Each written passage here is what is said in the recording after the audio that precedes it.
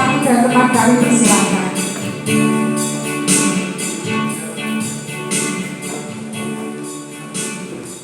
Mari kita berdoa.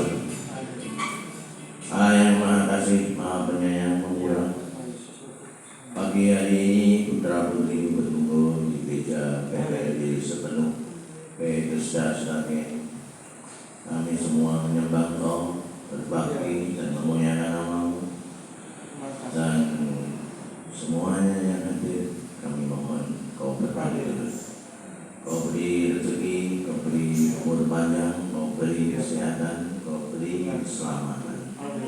Kami percaya apa yang kami lakukan, kalau di dalam nama kita akan menang. We will be winner. Kita sebagai pemenang. Tuhan berkatilah dari awal hingga akhir bagian kami ini. Jauhkanlah kami dari malas, bahaya, kuasa gelap setan. Di dalam nama Yesus keluar. Tuhan, aku percaya Kau akan mengabulkan doa kami dan menyertai kami dalam khotbah ini sampai selesai. Terima kasih Tuhan. Semua ini kami minta di dalam nama Yesus Kristus. Amin. Amin. Silakan duduk kembali. Shalom. Ya, kita berjumpa kembali di gereja Mageru untuk apa? Apa pasti? Beribadah. Ya. Ibadah itu artinya kita datang ke Tuhan lewat gereja dan memuji, memuliakan dan mendengarkan firman Tuhan. Semoga dalam hal ini kita tetap continue sampai akhir zaman. Jadi kalau kita mengikuti jejak yang benar, kita itu akan menjadi apa? Pemenang. We will be winner if we are always true. Kalau kita dalam hal yang benar. Ini memang sulit kalau kita tidak continue setiap minggu, kita kadang-kadang lupa. Jadi kalau itu Tuhan itu harus selalu aktif. Karena orang itu banyak godaan, terutama setan itu. Kalau dalam Alkitab itu ada, setan itu akan mengaum-ngaum seperti apa? Singa. Dan dia akan mencari, menjamah orang yang bisa jatuh dalam apa? Dosa dan kesalahan. Nah ini saya tetap bagaimanapun aktif ikut Yesus Kristus setiap minggu, setiap saat. Semoga Tuhan selalu memberkati. Immanuel ya. Oke, judul khotbah untuk pagi ini yaitu menjadi anak Kristen, menjadi anak Tuhan ya. Menjadi anak Tuhan harus kita punya karakteristik dan punya integritas terhadap Yesus Kristus. Jadi kalau kita itu hidup punya karakteristik dan integritas kepada Yesus, kita akan selamat. Maka untuk kita menjadi anak Tuhan harus punya integritas atau punya karakter. Karakter itu maksudnya ya punya karakteristik. Seperti Yesus, karakteristiknya apa? Mengampuni. Ya, apalagi melihat orang sakit menyembuhkan, orang lapar diberi makan. Ya, seperti 5.000 orang. Apalagi orang mati dihidupkan. Itu karakteristik Yesus. Apalagi karakteristik Yesus yang menarik, kasih.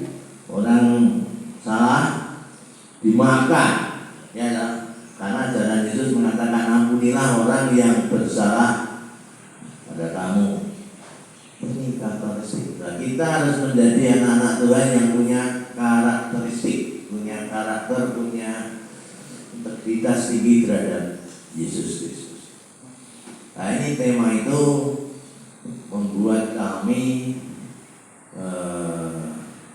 tertarik pada peristiwa kemarin. Saya baca YouTube, lihat YouTube, ada kasus apa itu?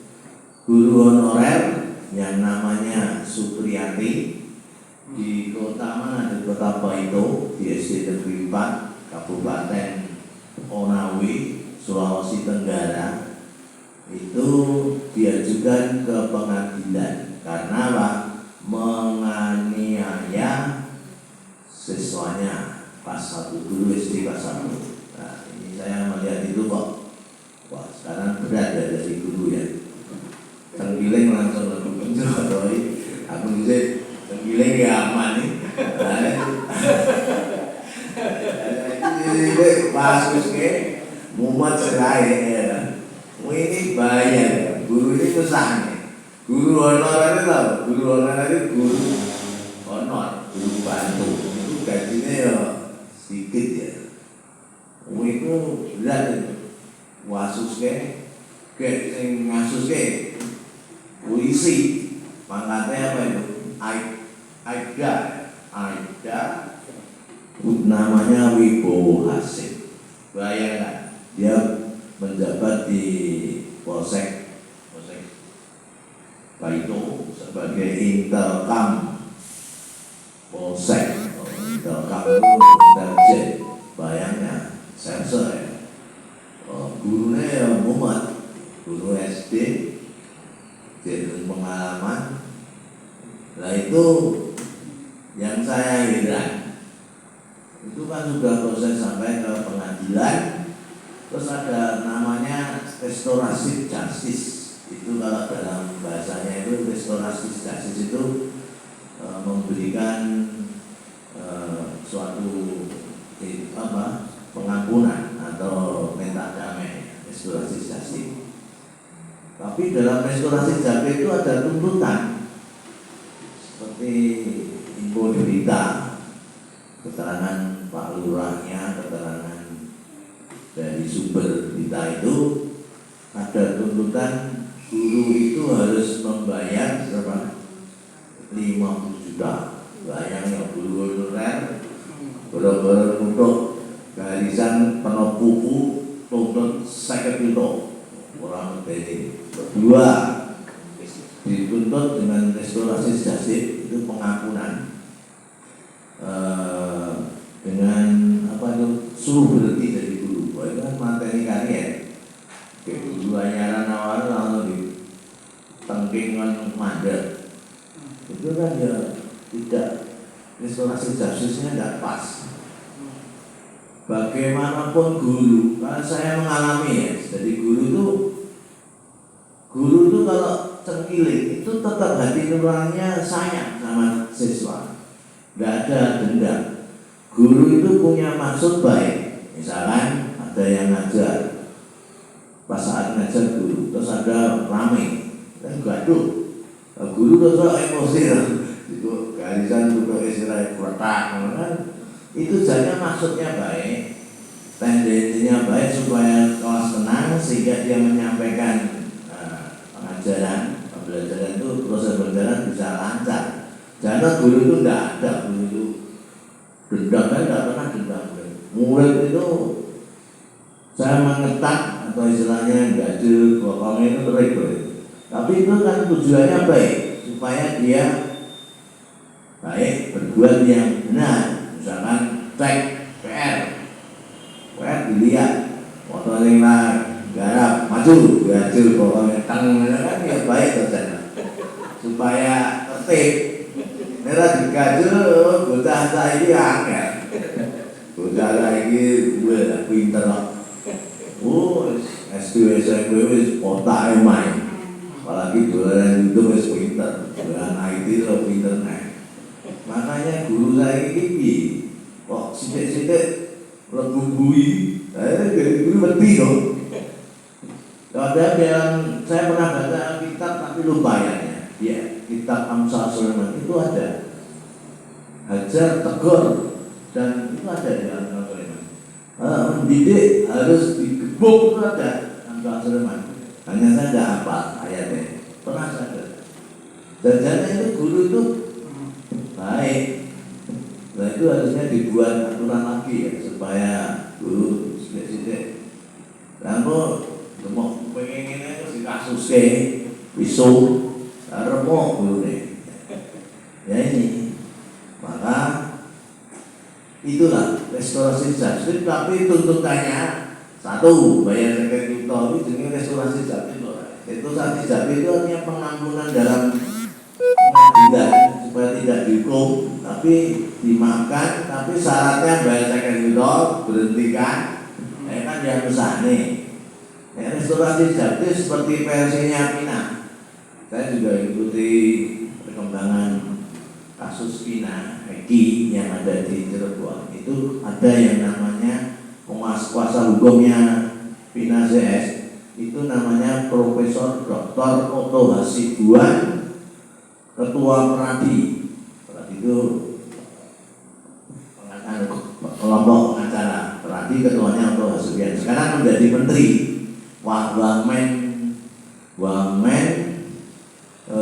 Wamenko Hukum dan HAM, Imigrasi dan Pemasyarakatan. Bapak Otto Hasibuan sekarang jadi Wamen, itu membela kaum lemah seperti 8 terpidana yang tidak bersalah, dan itu dibela oleh kelompok Peradi yang jumlahnya 120 pengacara tanpa bayar. Bapak Otto Hasibuan itu orang yang punya karakteristik membela orang lemah dan orang bayaran. Biasanya kan untuk pengacara program terhormat Paris wali kelihatan. Jadi kalau Otto Hasibuan itu dalam membela 8 terpidana itu tanpa bayaran, ya. Dan baiknya saya mengambil nih dalam anggota Peradi yang namanya Bongso, Jutek Bongso itu memberi namanya restorasi justice juga dalam statementnya bagi yang melanggar hukum, melakukan tindak pidana kepada kepada 8 terpidana itu akan diberi pengampunan. Itu restorasi justice-nya Pak Otto Hasibuan bagus. Jadi memberi pengampunan supaya bertobat dan diberi time deadline-nya tanggal 30 Oktober. Itu namanya restorasi justice, tapi orang berbanding gitu ya. Yang tadi versinya restorasi justice ini membayar zakat fitrah, diberhentikan karirnya sebagai guru atau membunuh karier, kurang pas. Jadi kalau memaafkan sebagai versi Yesus itu artinya apa? Memberi maaf ya sepenuh hati, tidak usah membalas. Kalau kamu dipukul, apa itu?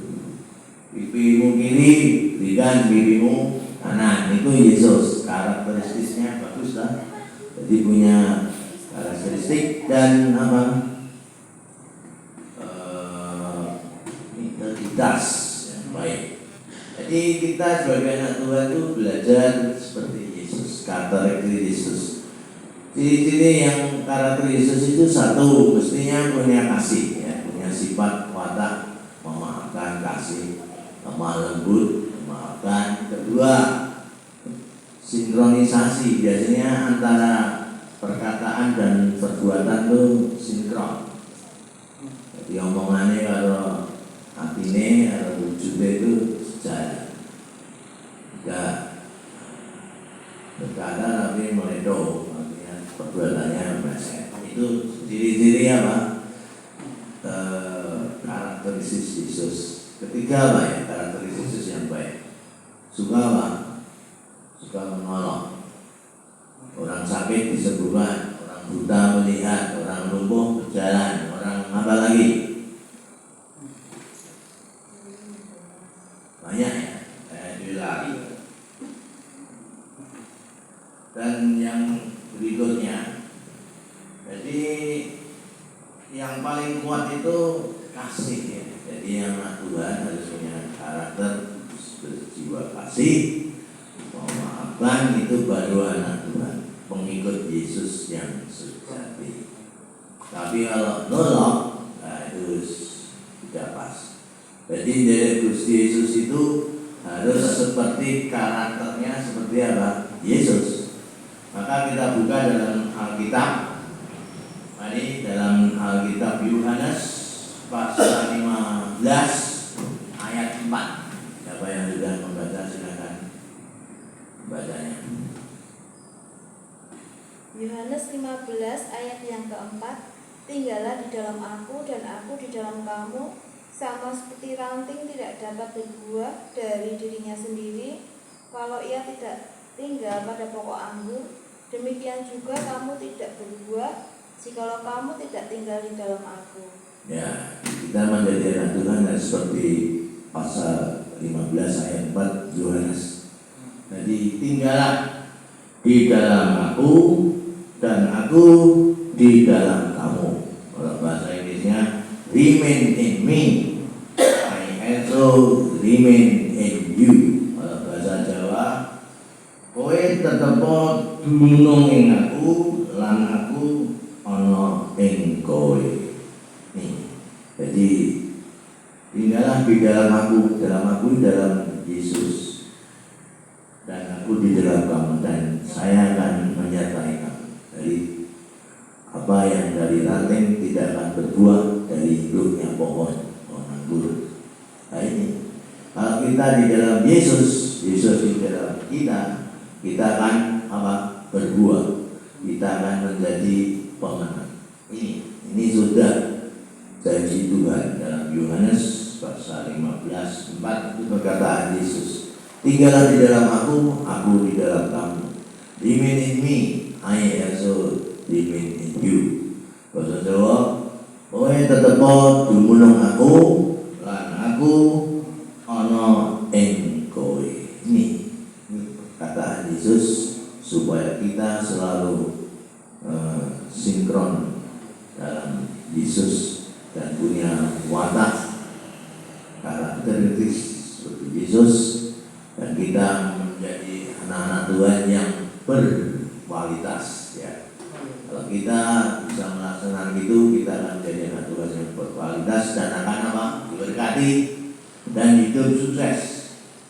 Baik anak-anak kita, cucu kita, dan terus generasi kita, bila kita memberi contoh yang baik, hidup dengan karakteristik Yesus, dengan apa itu?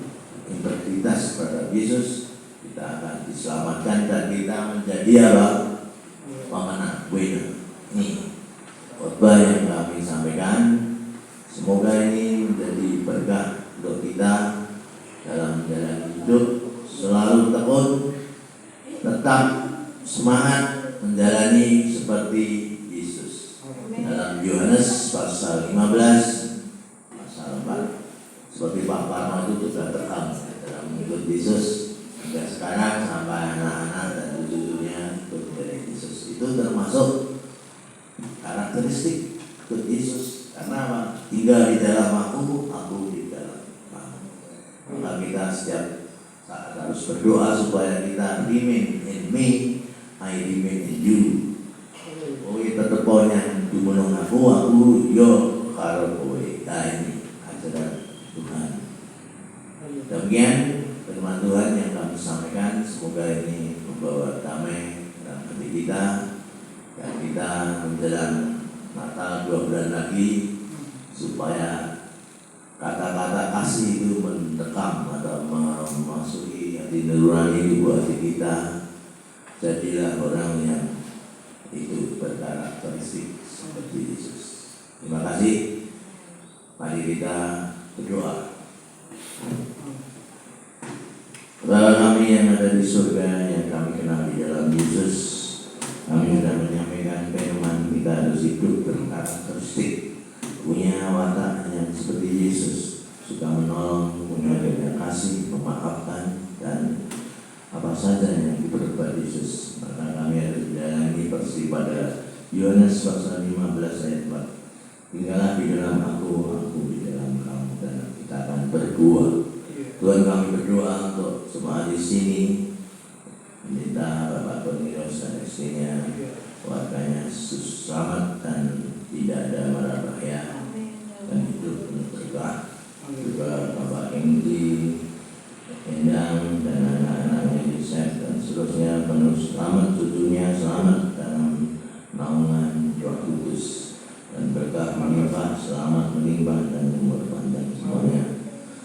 keluarga Bapak Warno, istrinya, anaknya, cucu-cucunya diberkati karena selalu hidup di dalam Tuhan, punya karakteristik, berkati umurnya panjang, sehat, jamur dan semua hindarkan selamat semuanya. Yang tidak kami sebut seperti keluarga Penina dulu dan Tuhan dan anak-anaknya kau berkati selamat dalam hidup selalu seperti Yesus. Dan juga Bapak Wisengkyo yang ada di Mojokerto kau berkati hidup damai sejahtera seperti Yesus Kristus. Dan keluarga Zimbwe dan anak-anaknya dan cucunya kau berkati selamat seperti Yesus juga, sehingga apa yang diimpikan kabul. Tuhan akan menyertai kita semua dalam hidup ini bila kita selalu sesuai dengan firman Tuhan Yohanes pasal 15 ayat 4. Tinggallah di dalam aku tinggal di dalam kamu, dan kita akan mendapatkan buah yang subur sehat. Terima kasih Tuhan. Semua doa ini kami minta di dalam nama Yesus Kristus. Amin. Silakan pada Bapak Cornelius selalu berlidah gereja Bethesda GB Sragen.